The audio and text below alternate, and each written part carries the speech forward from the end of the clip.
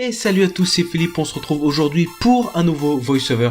Ça faisait beaucoup trop longtemps que j'en avais pas fait un, et il était temps que je m'y remette, donc assez parlé, nous y voilà. On va regarder un petit voice-over de ma séance push, c'est le jour 1 de mon split, c'est la séance que je réalise le lundi. C'est une séance qui a un focus, c'est une séance push, mais qui a un focus un petit peu plus sur les épaules, et plus particulièrement sur cet exercice qui est de l'overhead press. Donc comme vous voyez, l'overhead press est un mouvement avec une amplitude complète qui va travailler vos épaules, vos trapèzes, vos triceps et qui va aider à augmenter la force générale de votre haut du corps. C'est un de mes exercices préférés et que je vois trop peu souvent fait en salle de sport. Donc je vous recommande de l'essayer. Pour ma part, là j'ai fait 4 séries de 5 répétitions avec 60 kg. J'essaie vraiment d'augmenter mon overhead press qui n'est pas là où il devrait être. Et c'est pas du tout une performance moi de faire 60 kg avec l'overhead press. Mon meilleur record c'était 8 reps à 65 kg, donc j'essaie de retravailler pour arriver à ce niveau là et même bien sûr évidemment le dépasser. Donc on enchaîne avec le deuxième exercice qui est du développé couché halter. Là je suis avec les 35 kg et j'ai fait 3 séries entre 8 et 10 répétitions.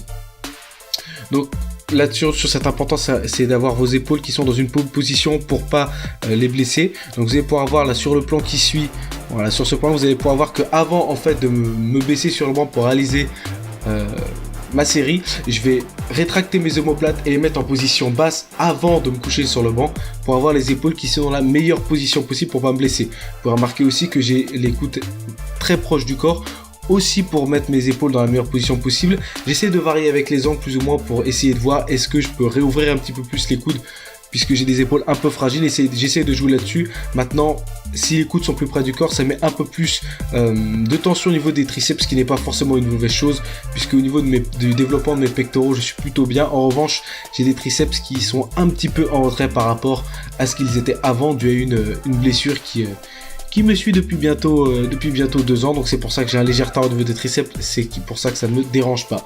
Donc le troisième exercice de cette séance push, c'est du landmine press.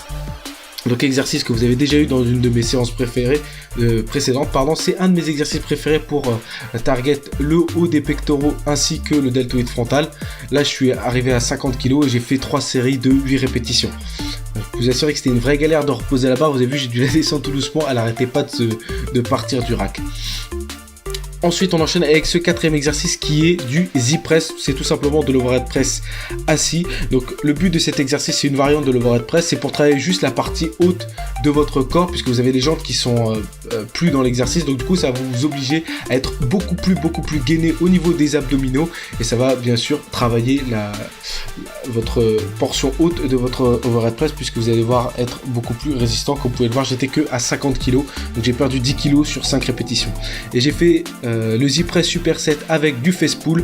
Le face pull que je ne vais pas représenter encore une fois, un exercice excellent pour la santé de vos épaules. Il est réalisé à toutes mes séances, que ce soit fait avec la poulie pour le travailler avec des charges un peu plus lourdes ou alors fait avec des bandes en superset. En général à la fin de mes séances je le fais pour la santé de mes épaules, pour faire des rotations externes parce qu'on fait beaucoup trop de rotations internes.